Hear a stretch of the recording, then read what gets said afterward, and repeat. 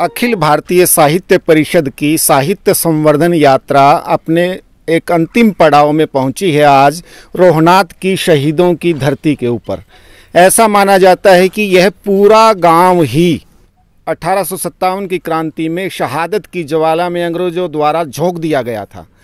हमारे साथ हैं यहाँ के एक ख्यातनाम साहित्यकार गज़लकार आदरणीय ओम प्रकाश जी, जिन्होंने इस इतिहास के ऊपर अन्वेषण का कार्य किया है और इसके ऊपर वो एक कृति लिख रहे हैं।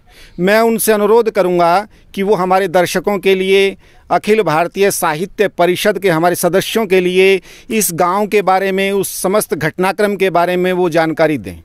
आदरणीय श्री ओम प्रकाश जी। हाँ, नमस्कार जी। ये मेरा गांव रोहनात है।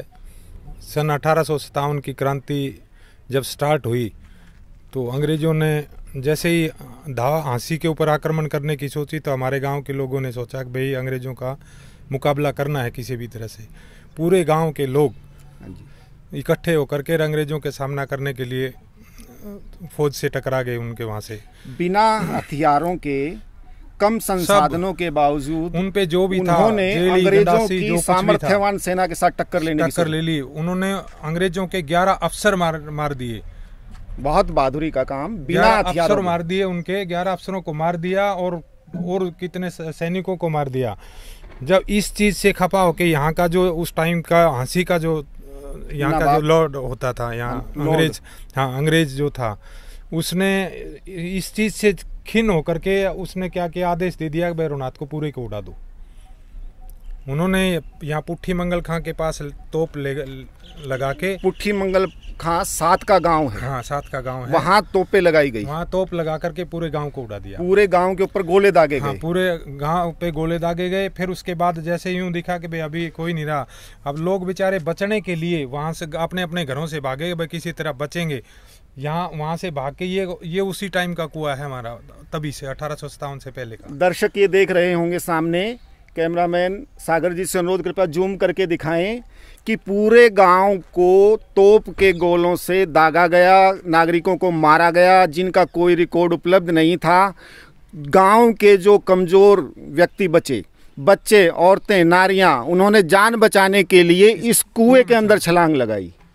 और बाकी जो मिल गया वो ये बरगद के पेड़ थे, इनके ऊपर उन्होंने जिंदा फांसी। जो बच्चे, जो युवा बच्चे या दूसरे जो लोग थे बुजुर्ग, उनको ये बरगद जो देख रहे हैं जीर्ण शीर्ण अवस्था में हैं, ये उन शहादत की जो कहानी है उसको ये बयां कर रहे हैं।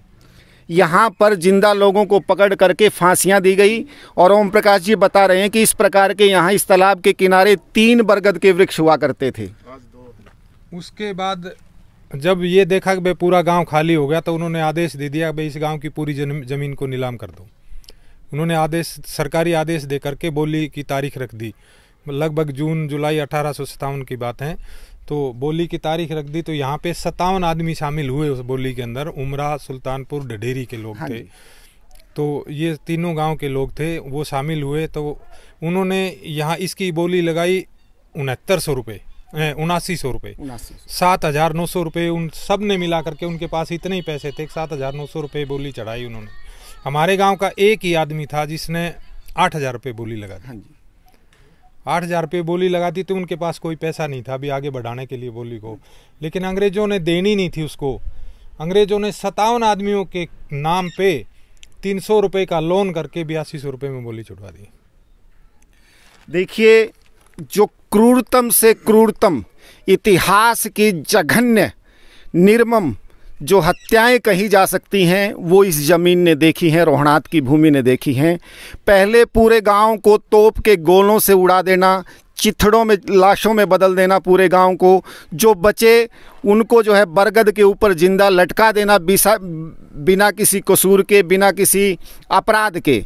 और उसके बाद जब गांव को नीलाम कर दिया जाए, कोई बच्चा किसी तरह से बच भी जाए तो इस ज़मीन के ऊपर वो आजीविकोपार्जन न कर सके, उसे कुछ भी भोजन के लिए, खेती के लिए ज़मीन न मिल सके।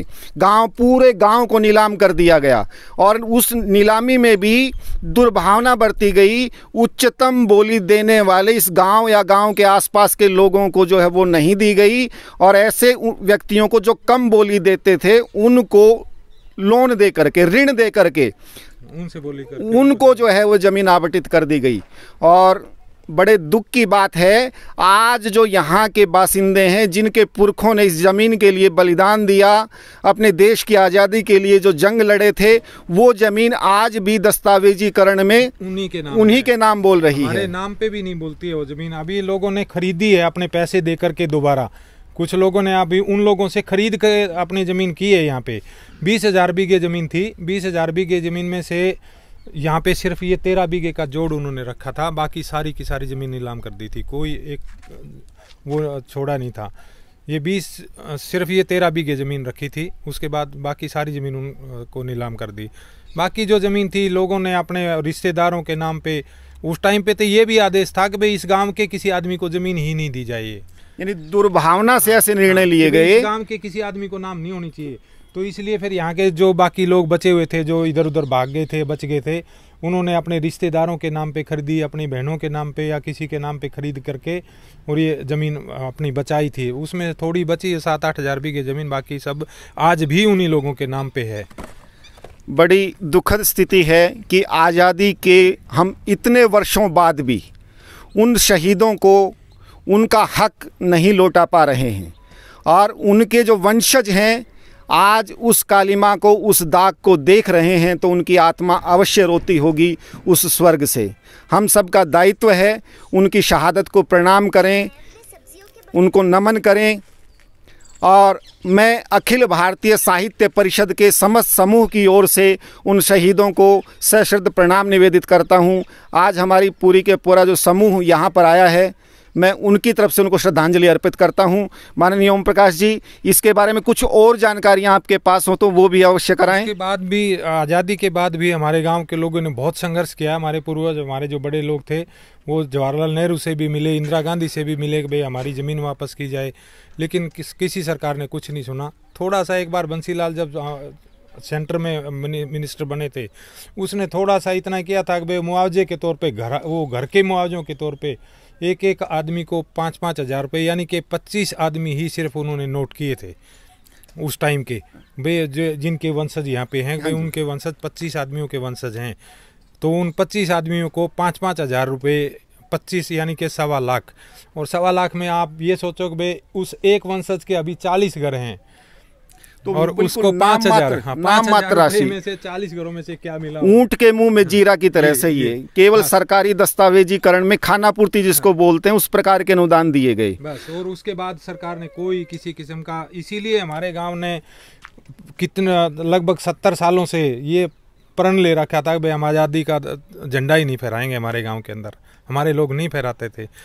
पहली बार जब ये अपना खट्टर साहब आए हैं, इन्होंने गांव के बारे में सुना, और जब पूरा हाईलाइट होगी ये बात है कि भाई वो लोग झंडा नहीं फहराते हैं, काला झंडा फहराएंगे, तब उन्होंने आकर के गांव से पूछा कि भाई मैं तुम्हारी सुनूंगा, तुम मेरी मानो, तुम अपने इस चीज़ में शामिल हो, झंडा फहराओ। तो उन्होंने पिछले साल 2018 में आकर के इस गांव में पहली बार झंडा फहरवाया कि भाई आपको तिरंगा झंडा ही फहराना है, और मैं आपकी सारी तकलीफ सुनूंगा बस। और तो क्या है, गांव में बाकी कोई कमी नहीं है, लोग अपने दम पे सब संपन्न हैं।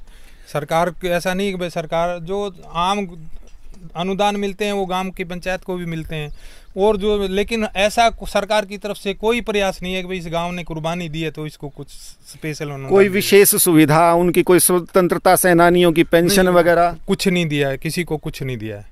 नहीं, जैसे किसी जमीन का मालिकाना हक नहीं हो, वो भी तो नहीं दिया है। किसी बैंक से लोन लेना हो, किसी भी प्रकार की गारंटी देनी हो, तो ये भी बड़ी परेशानियां आती होंगी। नहीं, वो अभी तो सबकी ज़मीन अपने नाम पे हैं, कि लोगों ने खरीदी हैं, चाहे उनसे खरीदी हैं, चाहे कैसे भी खरीदी हैं, तो सब उनके नाम पे हैं। लोन वोन में अभी कोई प्रॉब्लम नहीं है, सब लोन भी होते हैं, सारी चीज़ होती हैं। लेकिन वो पहले शुरू में आती थी तकलीफ, उसके बाद थोड़ा थोड़ा जैसे जैसे सोल्यूशन होता गया, ज़मीनें हैं वो सब रिलीज होकर के सब मालिकाना हक मिल गए हैं सबको। चलो, उम्मीद करते हैं जी, आज़ादी का अमृत महोत्सव हमारी सरकार मना रही है, और इस आज़ादी के अमृत महोत्सव की सार्थकता होगी जब ऐसे शहीदों के वंशजों को वो समस्त सुविधाएं मिलें जो आज़ादी के अन्य स्वतंत्रता सेनानियों के वंशजों को मिलती हैं। आपका बहुत बहुत आभार, बहुत बहुत धन्यवाद।